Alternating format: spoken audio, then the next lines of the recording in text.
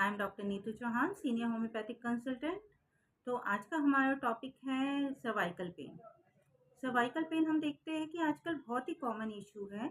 इसमें क्या सिम्टम्स आते हैं? सिम्टम्स मेनली जो आते हैं वो है कि नेक में पेन है, स्टिफनेस है, और जो ये पेन है या तो लोकलाइज्ड है कि नेक में ही है, या ऑसिपिटल रीजन जो ये होता है नेक के ऊपर उधर है, या फिर पेन शिफ्ट कर रहा है। शिफ्ट कर रहा है मतलब ये पेन रेडिएट हो रहा है, कहीं शोल्डर में जा रहा है, कईयों में हैंड्स में जाता है, और कई केसेस में उसके साथ हेडेक भी है। तो इसमें अगर पेन शिफ्ट कर रहा है तो नमनेस, टिंगलिंग वगैरह भी सिम्टम्स मिलते हैं अगर नर्व इन्वॉल्वमेंट है तो इसके कॉजेज़ क्या हैं? जो मोस्ट कॉमन कॉजेज़ हैं कि नेक मसल्स जो हैं उन पे स्ट्रेन पड़ रहा है, या कोई रिपीटेड मूवमेंट है जो बार-बार हो रही है नेक की, तो उसकी वजह से, स्ट्रेनिंग की वजह से ये पेन हो रहा है। तो जैसे मोबाइल ओवर यूज़ है, लैपटॉप पे काम कर रहे हैं आप, या फिर कार एक्सीडेंट में क्या होता है कि एकदम से सडन मूवमेंट होती है नेक की टू एंड फ्रो, तो उससे भी कई बार हो जाता है, या कोई नेक इंजरी है, ट्रॉमा है, या फिर सोते हुए कोई गलत पोजीशन है, या फिर पिलो आपने जो है वो प्रॉपर्ली यूज़ नहीं किया है, बहुत ज़्यादा पिलो यूज़ कर रहे हैं।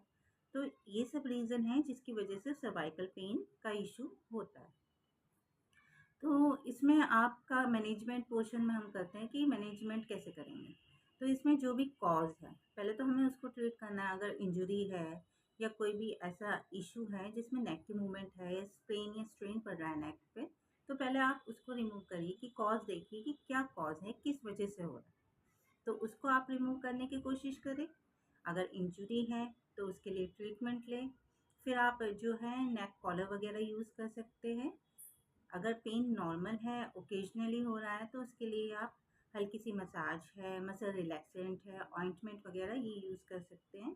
बहुत ज़्यादा सीवियर पेन है तो कॉलर वगैरह यूज़ कर सकते हैं नेक के लिए। और फिजियोथेरेपी है। फिजियोथेरेपी में भी ट्रैक्शन वगैरह जो होता है वो काफ़ी हेल्पफुल होता है कुछ केसेस में। तो ये सब है जो आप कर सकते हैं। इसके अलावा आप एप्सम सॉल्ट बाथ भी ले सकते हैं। उससे क्या होता है, ये मसल रिलैक्सेंट की तरह काम करता है।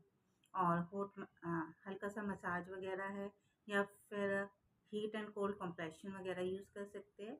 लेकिन कोल्ड कंप्रेशन जो नॉर्मली होता है कि कोई इंजरी वगैरह हुई है तो विद इन 48 आवर्स, 2 दिन तक यूज़ कर सकते हैं आप। उसके बाद अगर क्रॉनिक केस है तो आपको हीट मतलब यूज़ करनी है, हीट के फॉर्म में।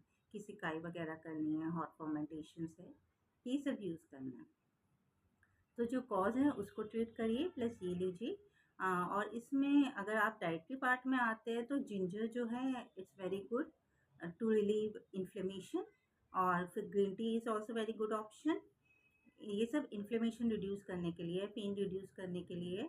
और जो ये टर्मरिक मिल्क है that is also very good.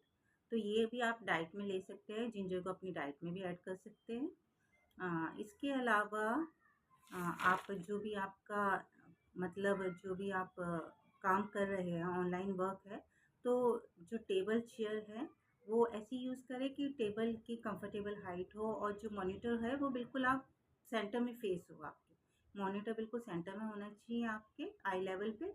और मतलब प्रॉपर जो आपका माउस है, कीपैड है, वो प्रॉपर पोजीशन पे होना चाहिए। और जो चेयर है उसमें बैक सपोर्ट होना चाहिए। तो ये सब प्रिकॉशंस आप लेते हैं तो आपका काफ़ी हद तक नेक पेन रिड्यूस हो जाता है। इसके साथ आप वाटर इनटेक ज़्यादा लीजिए, एक्सरसाइज, मेडिटेशन करेंगे, स्ट्रेस मैनेजमेंट और वेट कंट्रोल, ये सब आपको करना है। वाटर क्या है, वाटर इनटेक अगर आप बढ़ाते हैं तो वो आपके बोन्स और मसल्स के लिए भी काफ़ी हेल्पफुल है। और अगर कॉज कोई स्पाइनल है, जैसे कोई स्पाइनल इंजरी है, या फिर जो डिस्क होती है स्पाइंस के दो वर्टिब्रास के बीच में, उसमें कई बार रप्चर हो जाता है या बल्ज आउट हो जाता है, तो अगर कॉज स्पाइनल है तो उसका ट्रीटमेंट लीजिए। तो it's all about cervical pain. और हमारी होम्योपैथी में सर्वाइकल पेन के लिए काफ़ी मेडिसिन है। जैसे मैंने आपको बताया कि ट्रीटमेंट कॉज के अकॉर्डिंग होगा, तो उसमें भी कॉज के अकॉर्डिंग ही ट्रीटमेंट होता है। क्या कॉज है पहले उसको करेक्ट करें आप। फिर भी पेन, स्टिफनेस वगैरह है तो उसके लिए you can consult me. Thank you.